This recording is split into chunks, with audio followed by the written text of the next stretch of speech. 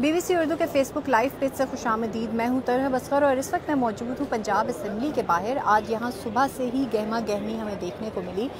30 मई को पंजाब असम्बली का इजलास कॉल किया गया था, जिससे कल जो है एक नोटिफिकेशन के ज़रिए कहा गया कि आज वो इजलास होगा, 30 मई को नहीं होगा। जिसके बाद हमने देखा कि आज सुबह से ही असम्बली आने वाले तमाम तर रस्ते जो थे उनको बैरियर्स लगा के बंद किया गया। पुलिस की भारी नफरी जो थी वो मौजूद थी। 12:30 बजे का टाइम दिया गया था, लेकिन असम्बली के दरवाजे जो थे वो बंद किए गए थे। काफ़ी देर तक यहाँ पे मीडिया वाले भी बाहर खड़े रहे। उसके साथ साथ जो है MPAs आए, उन्होंने भी एहतजाज किया। मुस्लिम लीग नून के MPAs, PTI के MPAs, तहरीक इंसाफ के भी कुछ MPAs यहाँ पे हमें नज़र आए, लेकिन किसी के लिए भी दरवाज़ा नहीं खोला गया। ताहम काफ लीग की जानिब से किसी किस्म का कोई भी उनका MPA हमें यहाँ पे नज़र नहीं आया। तकरीबन थोड़ा घंटे 2 घंटे गुजरने के बाद जब नून लीग के MPAs दूसरे गेट पे गए तो यहाँ पे गेट खोले गए और उससे 7 से 8 मिनट के अंदर अंदर स्पीकर पंजाब असम्बली जो चौधरी परवेज़ इलाही है वो काफ़िले की सूरत में यहाँ आए और उनके साथ उनके इत्तेहादी PTI वालों के इत्तेहादी वो और बाकी सब MPAs यहाँ पे पहुँचे और यहाँ पे पहुँच कर जो थी एक्टिविटीज़ शुरू हुई। जिसके बाद जो नून लीग के लोग थे वो वहाँ पे इकट्ठा होना शुरू हुए। सो दोनों ही पंजाब असम्बली में लोग मौजूद थे।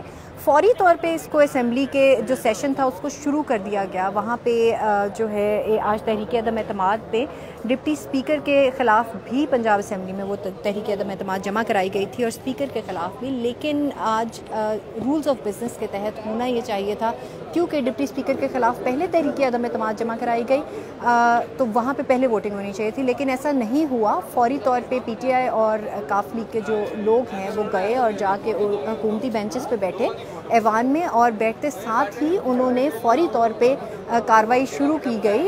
वसीम खान जो PTI के हैं, पैनल ऑफ चेयर के मेंबर भी हैं, उनकी तरफ से पूछा गया। समी खान नून लीग के, उनकी जानिब से ये तहरीक अदम एतमाद स्पीकर की जमा कराई गई थी, क्या वो असम्बली में मौजूद है? उस वक्त तक नून लीग वाले एंटर हो रहे थे असम्बली में, कोई अभी उस वक्त नून लीग का बंदा पहुंचा नहीं था। फौरी तौर पे कार्रवाई की गई। उन्होंने कहा हमें किसी किस्म की कोई हम इसकी मुखालफत नहीं करते हैं, इसे तहरीक अदम एतमाद को खारिज कर दिया जाए, हमें कोई एतराज़ नहीं है। और फौरी तौर पे जो स्पीकर ऑफ चेयर थे उनकी जानिब से जो है ये रूलिंग पास कर दी गई और जो इजलास था उसको बर्खास्त करते हुए 6 जून तक मुलतवी कर दिया गया। उसके बाद हमने देखा नारेबाजी हुई।